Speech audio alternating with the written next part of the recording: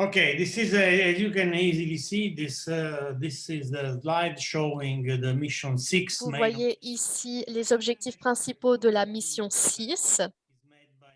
Et donc, le plan italien, en fait, est divisé en missions. Et ici, je vais me concentrer sur la mission 6 qui est liée à la question de la santé. Donc, premièrement, j'aimerais recontextualiser cette question et le contexte est lié à une réduction très importante des dépenses sanitaires de la part du gouvernement italien au cours de ces 20 dernières années. On estime qu'environ 37 milliards d'euros ont été soustraits au cours de ces 25 dernières années du budget de la santé par tous les gouvernements, peu importe leur orientation politique. L'Italie, l'année passée, a également souffert une perte importante de professionnels de la santé. On a estimé qu'on a qu'on a 7 millions de médecins de moins aujourd'hui qu'il y a 10 ans. On a aussi moins d'infirmiers et d'autres professionnels de la santé, pardon. Et ce, au sein du système de santé publique. Donc, on comprend très bien que le plan de relance et de reprise nationale arrive à un moment de crise pour le système de la santé ici en Italie. Et j'aimerais aussi souligner qu'en Italie, la réduction des dépenses en matière de santé a aussi diminué de 6% l'année passée par rapport au PIB, ce qui est beaucoup moins que d'autres pays comme la France, l'Allemagne et d'autres pays, même l'Espagne. Il n'y a que la Grèce qui est en dessous de nous. Et au contraire,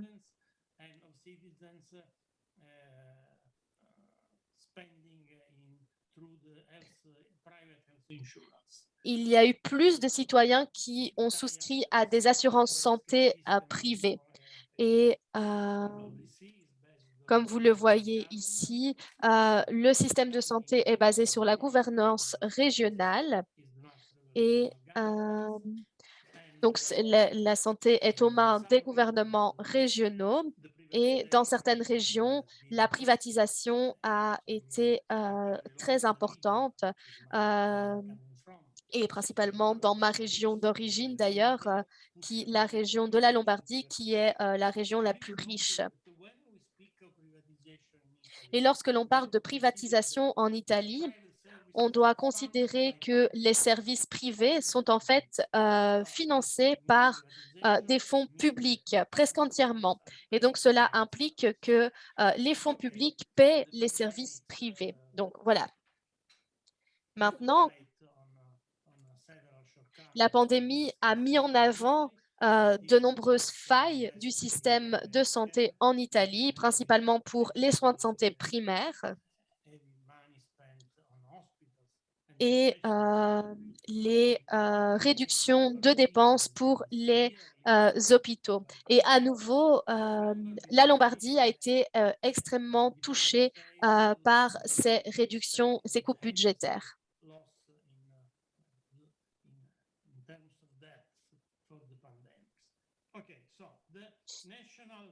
Donc, le plan de relance et de résilience nationale rédigé par le gouvernement italien devrait au moins sur papier essayer de relever ces différents défis et de résoudre ces différents problèmes. Et on peut voir ici que la mission 6 a pour objectif de renforcer l'efficacité et la résilience du système de santé italien.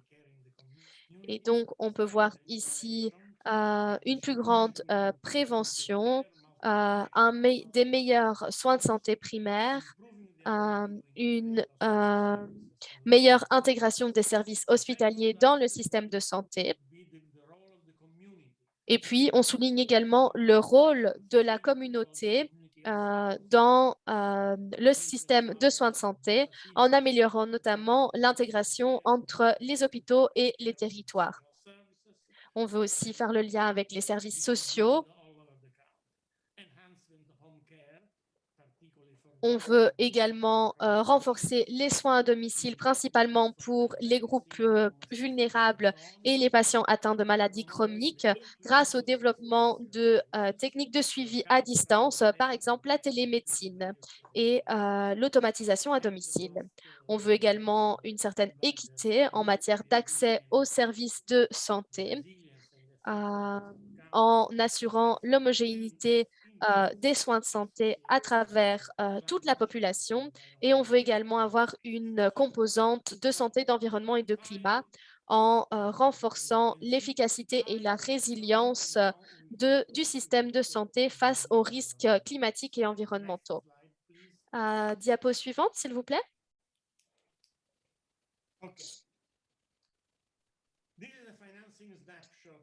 Alors, petit aperçu financier ici de la mission 6. Donc, la mission 6 est divisée en deux composantes. On a d'abord la composante sur les réseaux de proximité et sur l'amélioration des installations de proximité et la télémédecine pour l'assistance sanitaire territoriale. La deuxième composante est liée à l'innovation, la recherche et la numérisation des services de santé nationaux. Comme vous le voyez, la première composante a un financement de 7 millions 900 000 euros et la deuxième composante a un financement de 11 millions 820 000 euros. Et donc, au total, nous avons ici un financement légèrement inférieur à 20 millions d'euros. Ici, on comprend facilement que la plupart de ce financement, donc on a 60% pour la numérisation et 40% du financement pour les soins de santé communautaires. Diapo suivante, s'il vous plaît. OK, donc voilà la composante 1 ici. La première composante contient différentes interventions.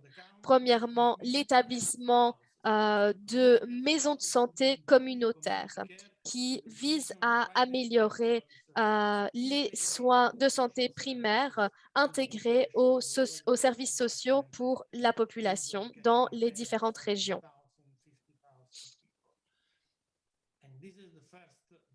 Et donc, ça, c'est le premier aspect de la première composante.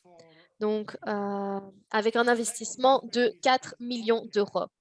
Ensuite, nous avons les soins à domicile, donc la mise en œuvre de soins à domicile principalement pour les personnes âgées et les patients chroniques.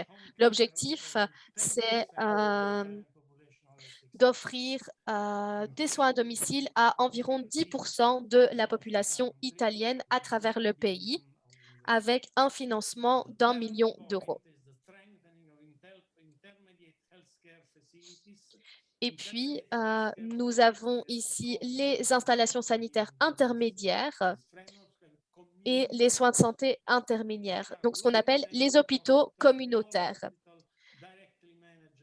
qui sont des hôpitaux directement gérés par les services communautaires avec du personnel qui vient directement de la communauté et qui offre des interventions pas trop intensive, peut-être pour des personnes qui pourraient être traitées chez elles ou après l'admission dans un autre hôpital, etc. Donc, ces hôpitaux communautaires devraient être gérés par des services communautaires. Le deuxième aspect de cette première composante, c'est l'aspect écologique, une approche écologique à la santé publique. Et donc ici, on doit spécifier que le plan devrait inclure certaines approches environnementales. Et le financement, ici, comme vous pouvez le voir, n'est pas très élevé. Diapo suivante, s'il vous plaît.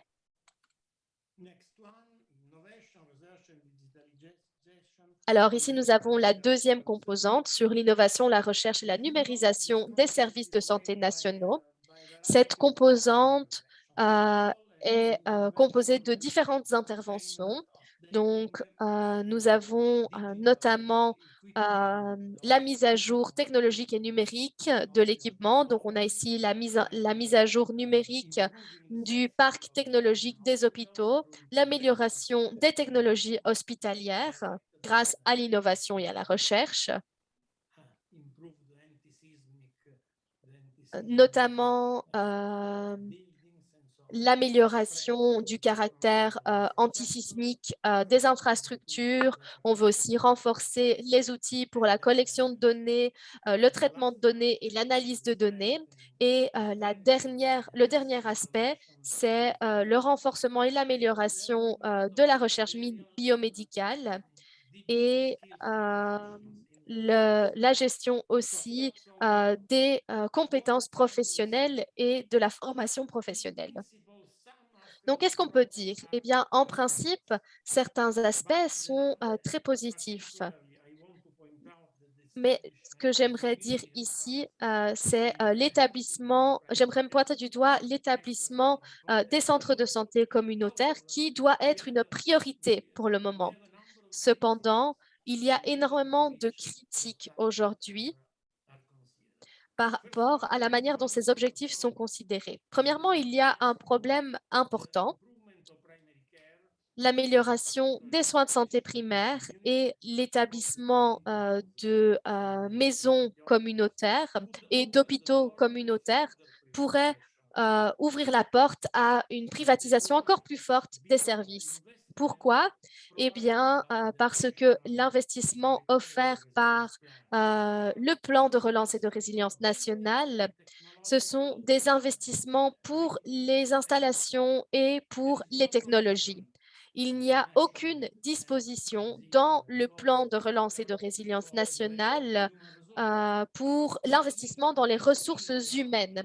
Et donc, ce qu'on a vu, c'est qu'à travers l'Italie, on a établi des maisons communautaires, mais on doit aussi offrir euh, des, euh, des boîtes. Mais en fait, ces boîtes sont vides parce que le gouvernement n'a pas euh, n'a pas assez investi dans les ressources humaines.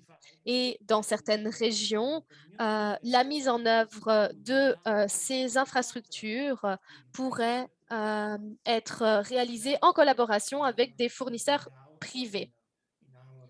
Et donc, ce que l'on met en avant dans nos interventions, c'est que il pourrait s'agir d'une privatisation encore plus forte des soins de santé. Et pire encore, des soins de santé primaires, parce que jusqu'à présent, nous n'avions une privatisation que des hôpitaux pour des milliards d'euros, des millions d'euros. Désolé pour la confusion. Et donc, c'est ça le problème,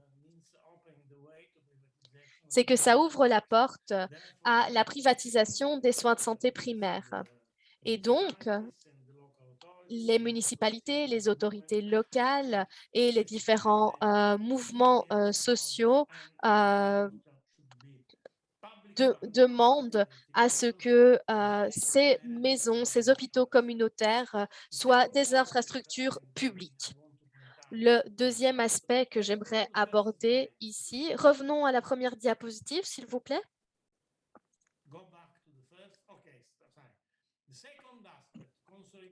Donc, le deuxième aspect, consolider le rôle de la communauté.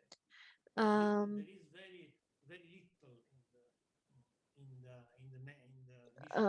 En fait, cet élément est très, très peu détaillé dans la mission 6. On ne parle pas beaucoup du rôle de la communauté. Mais nous pensons que les maisons et les hôpitaux communautaires ne devraient pas seulement être des services pour des interventions médicales, mais aussi des services pour promouvoir l'intégration des soins de santé et des services sociaux. Et donc, nous demandons l'implication des municipalités et des citoyens en offrant un système peut-être de consultation citoyenne. On veut aussi que l'établissement de ces maisons communautaires soit lié, soit connecté à une planification au niveau même de la communauté, à la suite de l'identification des besoins et de l'identification des déterminants sociaux dans certaines régions spécifiques. Et cet aspect n'est pas mentionné, n'est pas bien considéré par le gouvernement italien pour l'instant.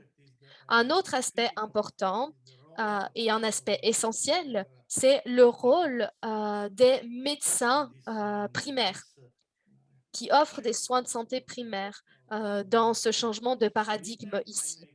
En Italie, ces médecins, ce sont des professionnels indépendants qui travaillent en accord avec les services et qui sont payés par les services publics sur la base du nombre de patients qu'ils traitent. Ils travaillent de manière indépendante, ils ne travaillent pas en équipe. Il n'y a que peu de médecins qui travaillent en groupe.